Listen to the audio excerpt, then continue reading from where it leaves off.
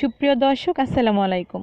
আমি বিউটি নেত্রকোনা থেকে বলছি। আপনারা যে যেখান থেকে আমার ভিডিওগুলো দেখছেন আশা করি অনেক ভালো আছেন এবং সুস্থ আছেন। সুমাইয়াস ইজি কুকিং হাউজে আবার আপনাদের সবাইকে আমন্ত্রণ জানাচ্ছি নতুন আরও একটি রেসিপি দেখার জন্য। বন্ধুরা, আজকে আমি আপনাদেরকে তৈরি করে দেখাবো শুধুমাত্র একটা ডিম দিয়ে পুরো পরিবারের পেট ভরে খাওয়ার মতো একটা দারুণ মজার রেসিপি। আশা করছি আজকের ভিডিওটি আপনাদের কাছে ভালো লাগবে। আর যদি ভিডিওটি ভালো লাগে তাহলে প্লিজ আমার চ্যানেলটিকে সাবস্ক্রাইব করার অনুরোধ রইল। আর বন্ধুরা, আজকের রেসিপিটি এতটাই গুরুত্বপূর্ণ যে আপনারা একটা স্টেপও মিস করবেন না। সম্পূর্ণটা ভিডিও না টেনে দেখতে থাকুন। ইউনিক একটা রেসিপি শেয়ার করেছি, আশা করছি ভিডিওটি আপনাদের অনেক উপকারে আসবে। বন্ধুরা, আমি এখানে ডিম নিয়েছি একটা, শুধুমাত্র একটা ডিম দিয়ে আজকে রেসিপিটা আমি তৈরি করে দেখাবো। আর নিয়েছি একটা টমেটো নিয়েছি, টমেটোটাকে আমি পাতলা পিস করে কেটে নিয়েছি। আর এই ডিমটাকে কিন্তু আমি এরকমভাবে রান্না করব না, ডিমটাকে আমি ছোটো ছোটো করে কেটে নিব। আর এই দেখুন, ডিমটা কিন্তু আগে থেকেই সিদ্ধ করে একটু তেল হলুদ দিয়ে ভেজে নিয়েছি। আপনি চাইলে এটা না ভেজেও কিন্তু রান্না করতে পারেন, শুধুমাত্র সিদ্ধ করেই কিন্তু রান্নাটা করতে পারেন। কিন্তু আমি আগে থেকেই ভেজে নিয়েছি একটু লবণ আর হলুদ দিয়ে। আর এখানে দেখতে পাচ্ছেন নিয়েছি একটা আলু এবং একটা গাজর। আমি আলু এবং গাজরগুলোকে ছোটো ছোটো পিস করে কেটে নিয়েছি। আর এই দেখুন, এর মধ্যে কিন্তু ডিমটাকে আমি ছোটো ছোটো পিস করে কেটে নেওয়া হয়ে গেছে। এই দেখুন, দারুণ মজার একটা রেসিপি, আপনারা কিন্তু অবশ্যই একবার বাসায় ট্রাই করবেন। বন্ধুরা, এখন আমি একটা চুলাতে ফ্রাই প্যান বসিয়ে দিয়েছি আর দিয়ে দিচ্ছি একটা পেঁয়াজ কুচি আর একটা রসুন কুচি, আর এখানে 1 টেবিল চামচ পেঁয়াজ রসুনের বাটা পেস্ট দিয়েছি। এখন দিয়ে দেবো একটি তেজপাতা, দিয়ে এই সব কিছুকে খুব ভালো করে এই তেলের সঙ্গে আমি ভেজে নেব। আর খুব বেশি তেল দেওয়ার প্রয়োজন নেই, আমি এখানে মাত্র 2 টেবিল চামচ তেল দিয়েছি, যেহেতু একটা ডিমের রান্না করব। আর এই একটা ডিম দিয়ে কিন্তু আপনারা পুরো পরিবার মিলে পেট ভরে ভাত খেয়ে নিতে পারবেন অথবা রুটি খেয়ে নিতে পারবেন। আর এতটাই টেস্টি। অবশ্যই কিন্তু আপনারা বাসায় রান্না করলে আমাকে কমেন্ট করে জানাতে ভুলবেন না।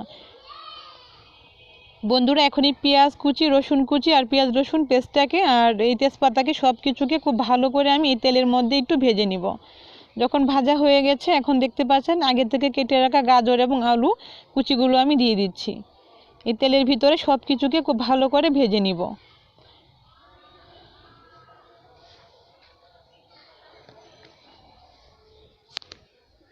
যারা আমার চ্যানেল নতুন, প্লিজ দয়া করে আমার চ্যানেলটিকে সাবস্ক্রাইব করবেন। আর যারা অলরেডি সাবস্ক্রাইব করেছেন তাদেরকে অসংখ্য ধন্যবাদ। বন্ধুরা, এখন দিয়ে দিচ্ছি 1/2 চামচ হলুদের গুঁড়া, দিয়ে দিলাম। প্রথমে দিয়েছিলাম কিন্তু 1 টেবিল চামচ জিরাটা আদার বাটা। আপনার কাছে জিরা আদা বাটাটা না থাকলে জিরার গুঁড়াটাও দিতে পারেন। এখন দিলাম সামান্য একটু মরিচের গুঁড়া আর ধনিয়া গুঁড়া। আর আমি এখানে খুবই অল্প পরিমাণে মরিচের গুঁড়াটা ব্যবহার করছি, কেননা আমি এখানে আস্ত কাঁচা মরিচ ব্যবহার করব, লাল মরিচ। এর জন্য আমি শুকনো মরিচের গুঁড়াটা একটু কম ব্যবহার করেছি। এখন এই সব কিছু খুব ভালোভাবে একটু মিশিয়ে নিচ্ছি। খুব ভালো করে আমি এটাকে কষিয়ে নিব। এখানে আর কোনো মশলার প্রয়োজন নেই, আমার সব কিছু কিন্তু দেওয়া হয়ে গেছে। আমি স্বাদমতো লবণও এখানে দিয়ে দিয়েছি, এর আগে দেখতেই পাচ্ছেন আপনারা।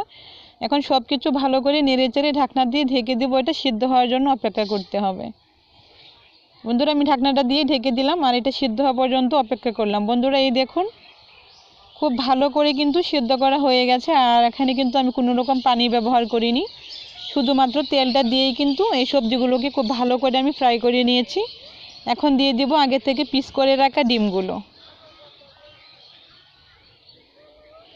আর এই ডিমগুলোকেও আমরা অবশ্যই পিস করে নিতে হবে, তাহলে পরে কিন্তু ডিমের টেস্টটা এবং খুব ভালো লাগবে খেতে।